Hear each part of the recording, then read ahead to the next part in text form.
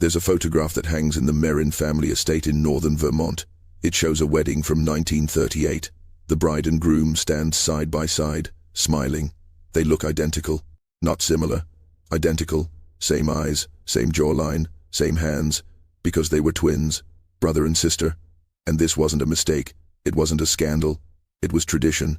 For nearly 100 years, every firstborn son in the Merrin family married his twin sister. No one outside the family knew. No one inside the family questioned it. Until 1976, when one son walked into a police station and told them everything.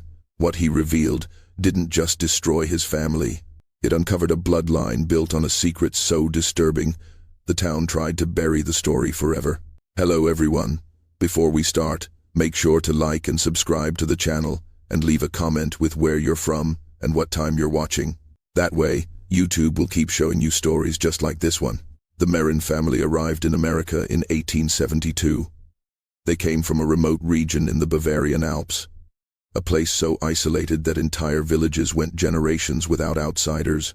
The family patriarch, Wilhelm Merrin, brought with him his wife, his 3 sons, and a leather-bound journal written in Old German script. That journal, according to those who later saw fragments of it, contained genealogical records going back to the 16th century. It also contained instructions, rules, bloodline mandates that Wilhelm believed were sacred. Wilhelm purchased over 200 acres of land in the Green Mountains of Vermont, far from the nearest town. He built a stone manor that resembled the fortresses of old Europe. The family was reclusive. They didn't attend church. They didn't socialize. They homeschooled their children and kept to themselves. Locals thought they were simply eccentric immigrants, clinging to old world ways. No one suspected what was happening inside those stone walls. The first marriage occurred in 1893. Wilhelm's eldest son, Friedrich, turned 21. His twin sister, Greta, turned 21 on the same day. Naturally, there was no ceremony in town, no announcement in the local paper. The wedding was held in the family's private chapel, witnessed only by immediate family. Friedrich and Greta were married by their father, who had declared himself a minister of his own faith. They consummated the marriage that night. Within a year, Greta gave birth to twins, a boy and a girl. This wasn't seen as a tragedy. It was seen as a triumph. The prophecy, as Wilhelm called it, had held true. The bloodline was pure. The twins were healthy. And 21 years later, those twins would marry each other. This was the design. This was the purpose. The Merrin family believed they were preserving something sacred, something that predated Christianity, a genetic covenant that kept their blood undiluted by the outside world. For decades, this continued in silence. The family grew wealthier. They owned mills, logging operations, and eventually a small bank. They were respected in business, if not in society. People whispered about their strangeness, but wealth bought silence, and the Merrins never gave anyone a reason to look closer, until the children started to change. By the 1920s, the signs were becoming impossible to ignore. The Merrin children were different, not just in temperament, but in body, in mind, in ways that couldn't be hidden forever. There were tremors in the hands of some, seizures that came without warning. A boy born in 1918 never learned to speak, though his eyes followed movement and he understood commands. A girl born in 1922 had fingers that bent backward at impossible angles. Her spine curved so severely that by age 12 she couldn't stand upright. The family called these afflictions gifts, signs of purity. They believed that suffering was the price of maintaining the bloodline's integrity. Wilhelm's grandson, Otto, who had become the family patriarch by then, kept meticulous records. He documented every birth, every marriage, every abnormality. He measured skulls. He traced patterns in eye color and bone structure.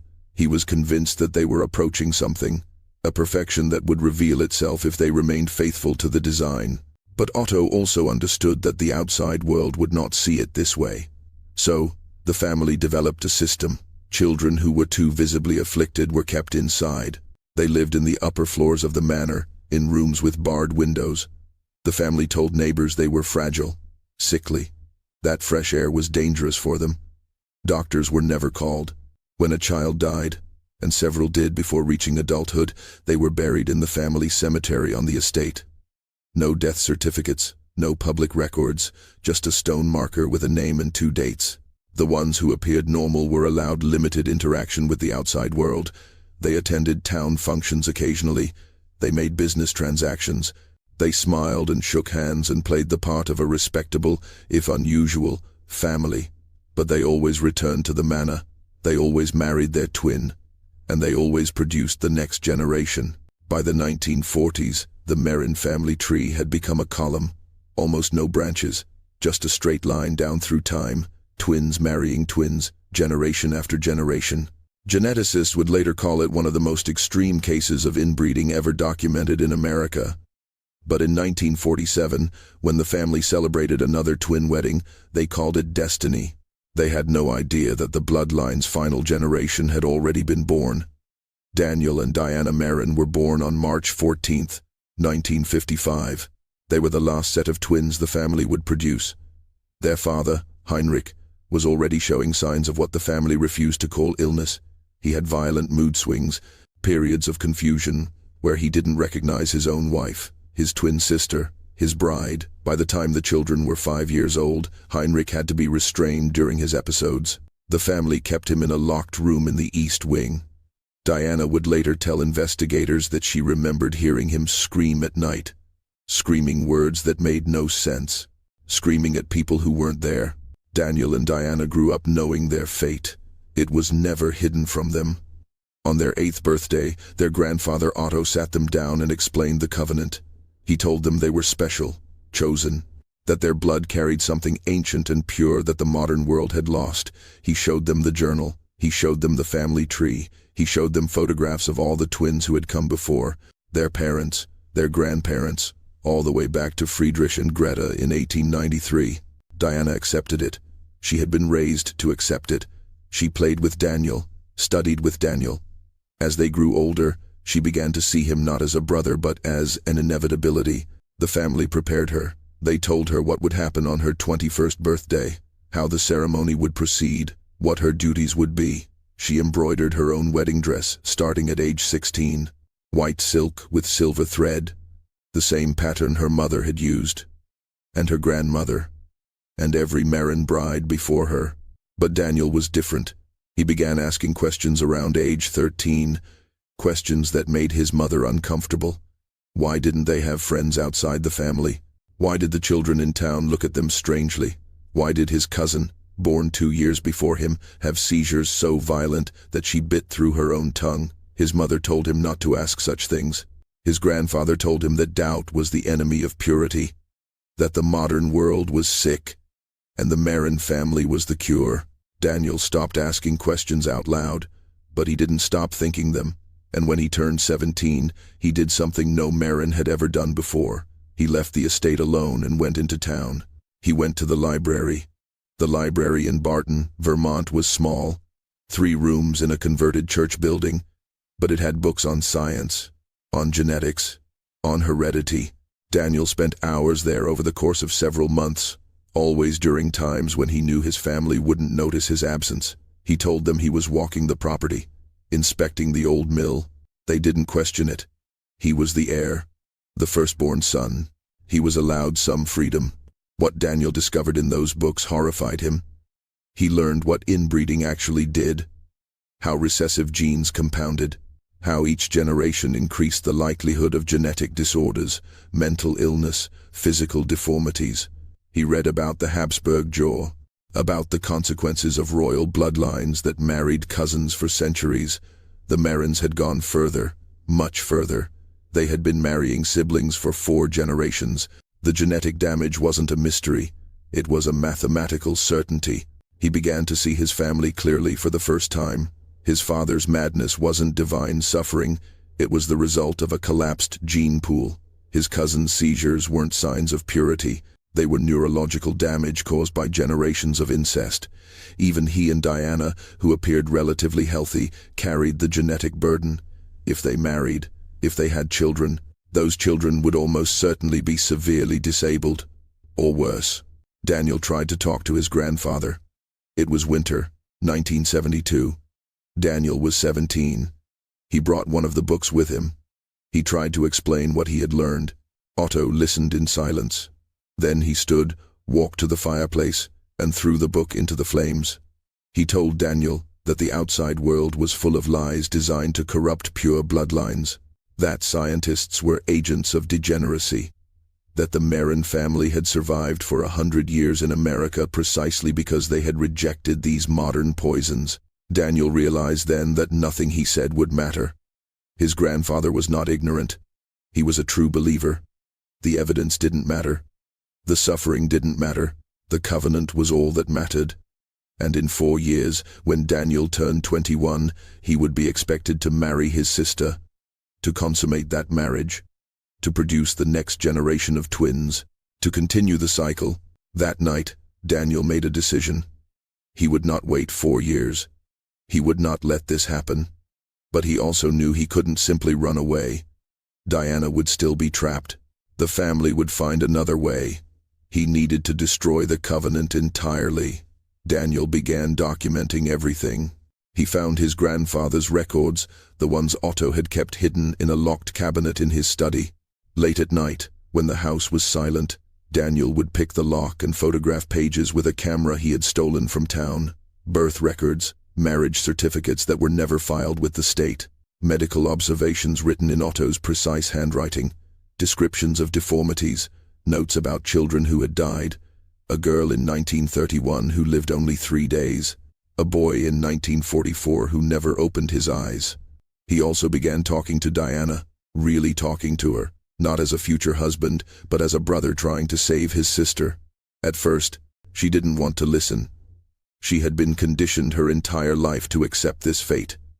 The family had told her it was beautiful, sacred, that she was part of something larger than herself.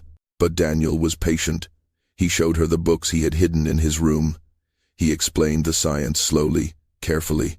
He asked her to look at their father, to really look at him, to see what the family called divine, and recognize it for what it truly was. It took months, but gradually, Diana began to see.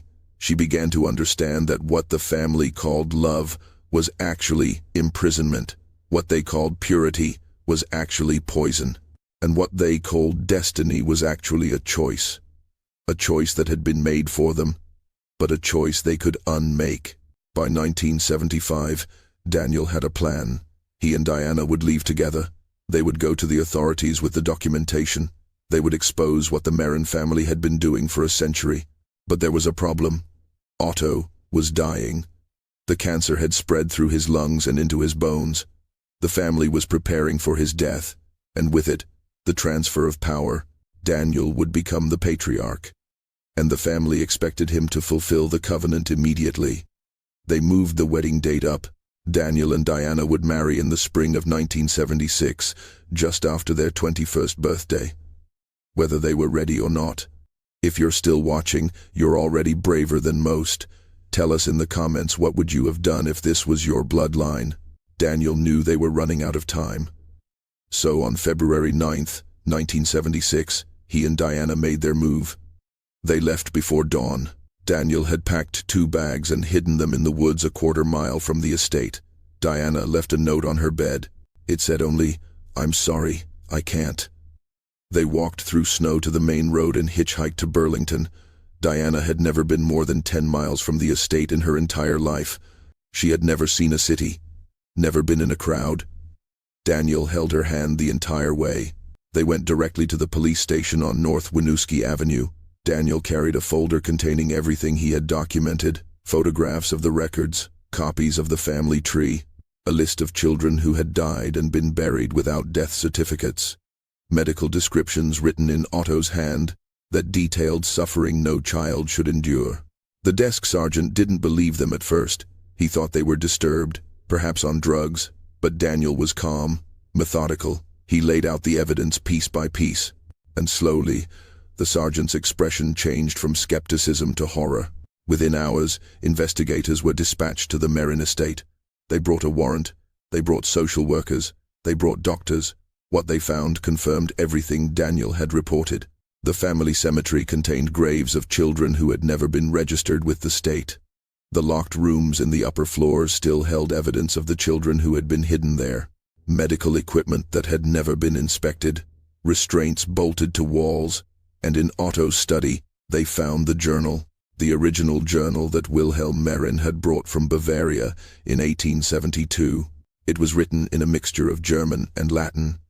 Translators would later reveal that it contained not just genealogical records, but a belief system, a conviction that the Merrin bloodline descended from an ancient Bavarian cult that practiced sacred incest as a form of spiritual purification. Wilhelm hadn't invented this practice, he had inherited it, and he had brought it to America believing he could preserve it in the New World, away from the laws and judgments of modern Europe. The family members still living at the estate were taken into custody. Otto died 3 days later in a hospital bed, refusing to speak to investigators. Daniel and Diana were placed in protective custody. The story was too disturbing, too unbelievable for the local press to handle responsibly. Most newspapers ran brief mentions. A strange family, an investigation, no details. The town of Barton wanted to forget. And for decades, they succeeded. The legal proceedings were quiet, almost deliberately so. The state of Vermont charged several surviving family members with fraud, child endangerment, and failure to report deaths. But there were no charges of incest. Vermont law in 1976 had provisions against marriage between siblings, but the Merrin marriages had never been legally registered. They were ceremonial only, performed by family patriarchs who claimed religious authority they didn't legally possess.